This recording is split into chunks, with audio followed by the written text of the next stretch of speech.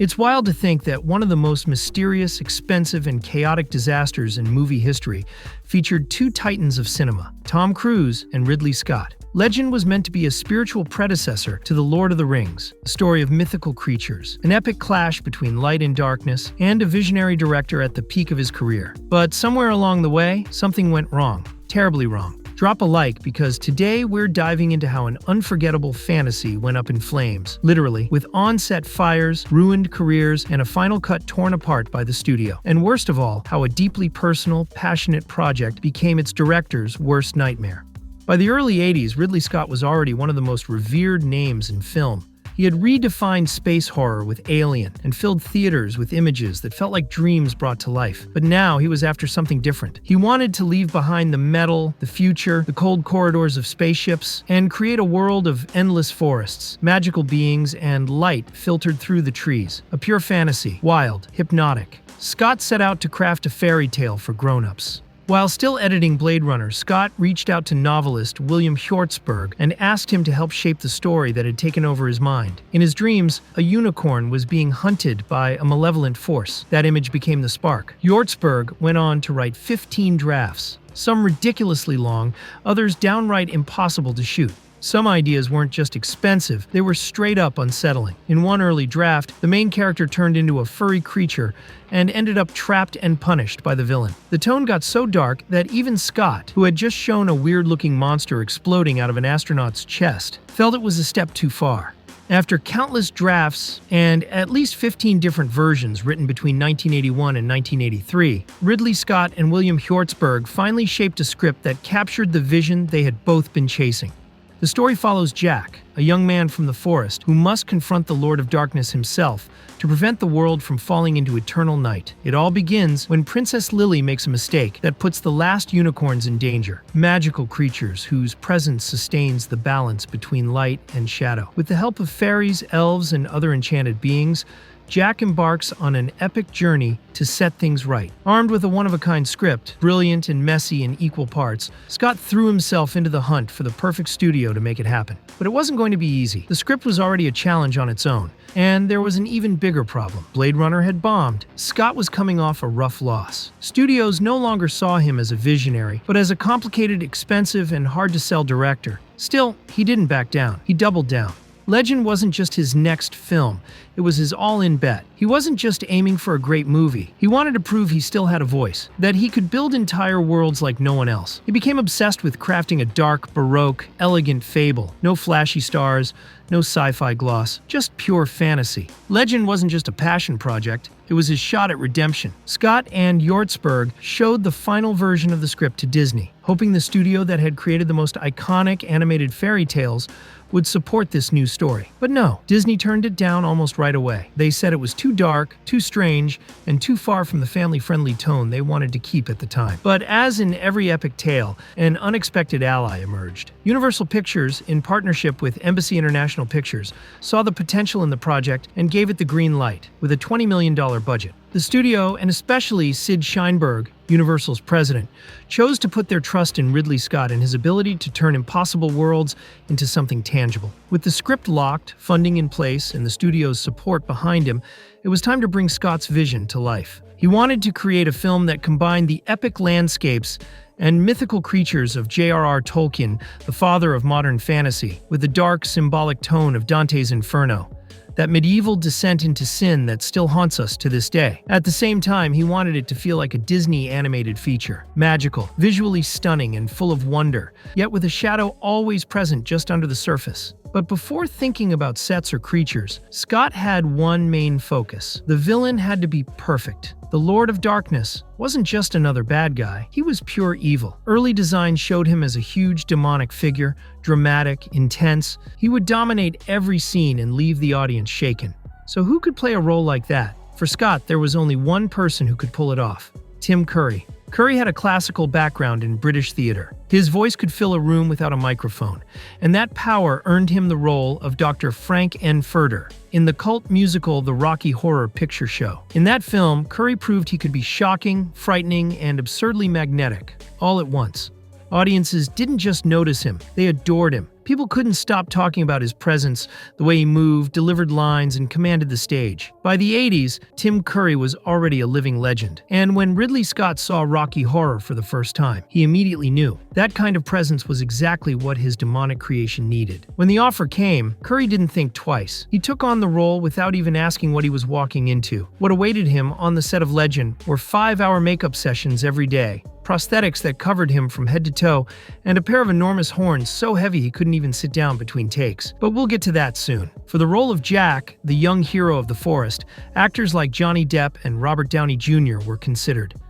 But the one who won Scott over was Tom Cruise, fresh off the teen hit Risky Business and looking to leave behind his high school heartthrob image. Legend was his chance to do something more ambitious. But like Curry, he had no idea of the nightmare that awaited him. The role of Princess Lily came about by chance. The original favorite was Jennifer Connelly, but she suggested that Scott audition another actress, Sara, who at the time had little experience and was just 15 years old. Her audition was so spot on, she got the part immediately. But a cast alone isn't enough to build a world.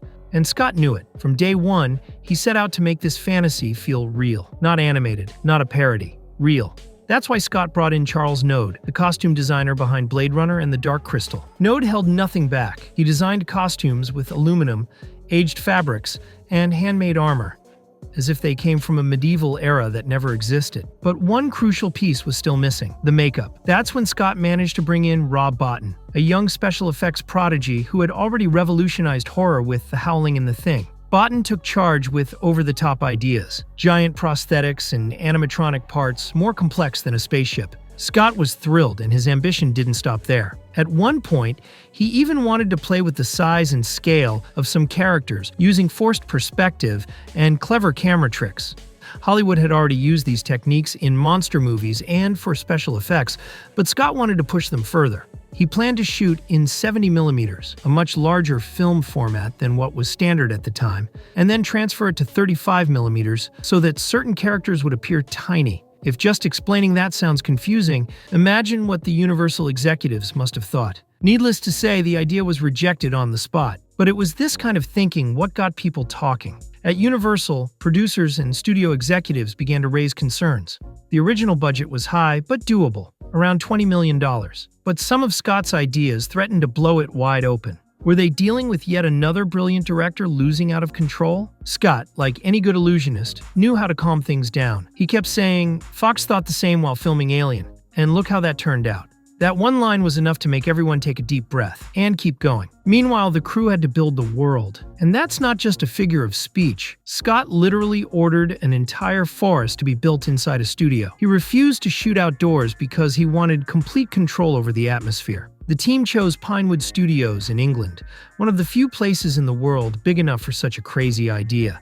There, they created an artificial ecosystem made of fake trees, controlled fog, puddles, rocks, and carefully placed lighting. The result was breathtaking, a forest that looked real, but was custom-made to shine in every frame. It was a dreamlike setting, crafted down to the smallest detail over months by a massive technical crew. But don't get too attached, because all that beauty was about to be destroyed by a disaster no one saw coming. March 26, 1984. Scott finally yelled "action" on the set of Legend. The magic was coming to life. Cruise was full of energy. It was the role where he'd first start dipping his toes into action cinema. Principal photography had officially begun. But instead of the start of a fairy tale, that day marked the beginning of a production that would soon turn into a minefield. And as we mentioned earlier, the first to suffer during filming was Tim Curry. Each day, FX artist Rob Bottin put him through 5.5 hours in the makeup chair to turn him into the Lord of Darkness. After shooting wrapped, Curry had to soak in a hot bath for an hour, just to soften the 12 prosthetic pieces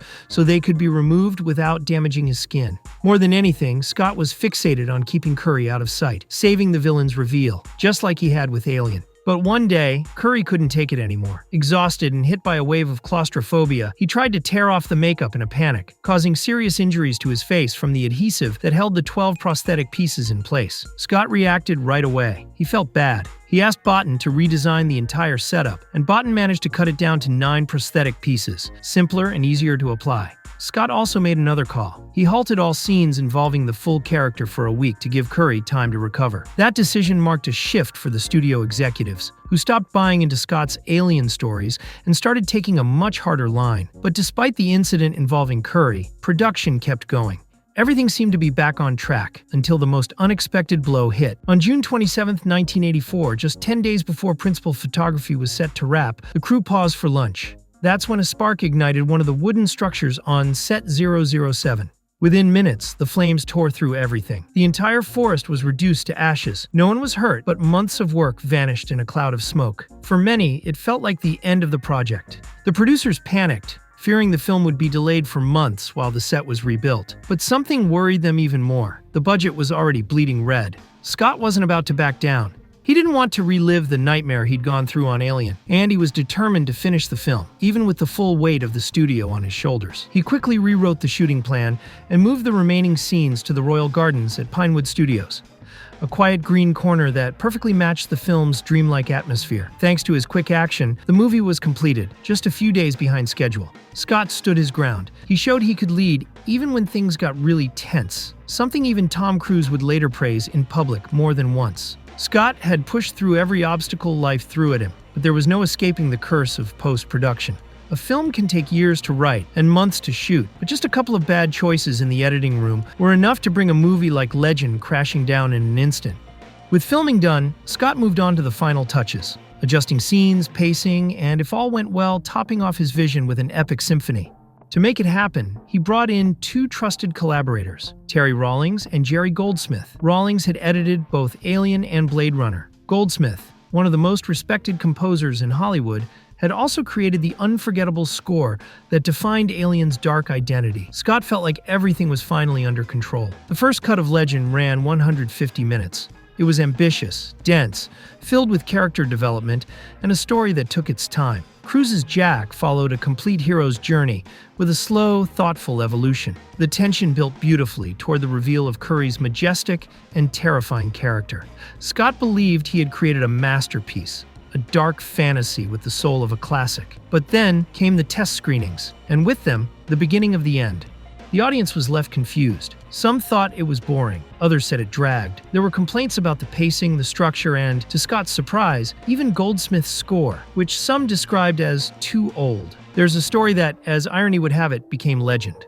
At one of those screenings, Scott sat in the back of the theater and overheard a group of visibly agitated audience members who also happened to smell funny. They were complaining out loud, saying they didn't understand a thing and that the movie was too boring. Scott couldn't believe what he was hearing, but he took note. And if the producers at Universal were already terrified during production, you can imagine how they felt now. The original cut was slashed down to 89 minutes, and just like with Blade Runner, the studio decided to add an opening text explaining the film's universe, like a quick lesson in fantasy mythology. Apparently in their minds, that was the only way audiences could make sense of Scott's movies. Also, the plan to hide Curry's appearance until the end was scrapped. The Lord of Darkness now showed up in the first few minutes. No mystery, no suspense, just straight to the point. Cruise went to see the studio cut with some hope, but walked out devastated. He hadn't been part of the editing process, but he had seen the original version during one of the test screenings. To him, the shorter cut had stripped the film of its soul. But it wasn't just minutes of footage that were lost. Goldsmith's orchestral score was completely removed.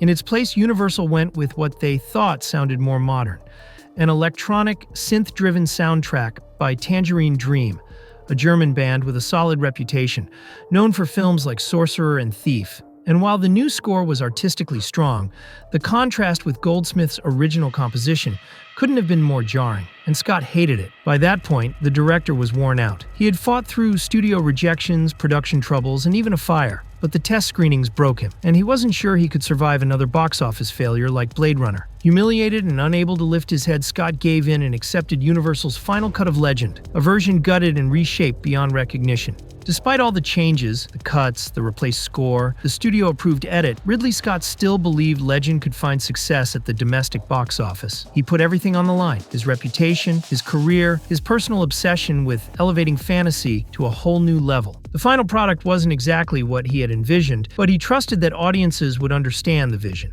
Inside the studio, though, the atmosphere was very different. Tension, anxiety, and awkward silences. The final budget had gone 25% over the original estimate. And if Legend flopped, there'd be no way to justify the expense. And then came April 18th, 1986, the day Legend premiered in the United States. In these videos, we love it when, after all the suffering, the movie ends up being a success. But this time, Legend's commercial failure was straight out of a Greek tragedy. Despite the effort to make the film more accessible to audiences, critics tore it apart. Many called it a soulless mashup of other fantasy stories. They said the characters were flat, the plot got lost in its own fog, and that all the visual beauty couldn't save an empty story. At the box office, the blow was brutal. It didn't even come close to covering its production costs. The context didn't help either. In 1985, audiences were gravitating toward a different kind of fantasy. That same year, Back to the Future and The Goonies were released, two massive hits that caught the public's attention and left Legend as a dark curiosity in the midst of the family entertainment boom. For Ridley Scott, it felt like a professional death. Not only had he handed over the final cut of the film he had dreamed of for years to the studio, but that very cut also ruined the mystique he had built as a director after the success of Alien. With another commercial failure following Blade Runner, it seemed as though Scott's career was finished for good. For years, Legend was a forgotten film, defended only by a small group of fans who kept it alive as a cult classic. But time, as it sometimes does, brings second chances. In 2002, Scott managed the creation of a new version, the famous director's cut. With a runtime of 113 minutes, this edit restored much of the material cut by Universal. Key scenes for character development were reintroduced, and narrative shortcuts that had weakened the structure were removed. The most exciting part was the recovery of Jerry Goldsmith's original score, which had been thought lost. Thanks to copies the composer had kept, it was restored and reintroduced into the film. Nearly 2 decades passed before Scott could finally show his original vision, now supported by Tom Cruise, who considers it the definitive version of the film. Legend wasn't the beginning of a franchise, nor was it the fantasy achievement Ridley Scott had envisioned. But as in any story of heroes and downfalls, its protagonists found new paths. Tom Cruise kept climbing. A year later, he hopped into a fighter jet in Top Gun and never looked back. Then came Days of Thunder, Jerry Maguire, and, of course, the birth of one of the longest-running film franchises with Mission Impossible. For many, Legend was just a brief footnote in his early career, but he never forgot what that film could have been. Scott, on the other hand, continued to challenge the industry. In 1987, he directed another oddity called Someone to Watch Over Me, and 2 years later, he closed out the decade with Black Rain. But his real second act came in the 90s, with films like Thelma and Louise, which earned him his first Oscar nomination, followed by hits like Gladiator and Black Hawk Down, earning 2 consecutive nominations for Best Director. He never won, but by this point, Ridley no longer needs awards to prove his worth. As for Sara, the actress who played the princess, she had her moment of fame in 1986 with Ferris Bueller's Day Off, but her career didn't quite take off after that, leaving her mostly in low-budget films or made-for-TV productions. For years, Legend lived on in the memories of a few fans as an imperfect gem. It was born and died as a dream filled with frustrations and an ambition always bigger than its budget. But over time, restored versions and discussions among movie lovers brought the movie back to its rightful place as a cult classic. Thanks to a streaming platform's catalog or the nostalgia of a dedicated few, Legend reappears. And even if only for a moment, Scott's fantasy comes back to life.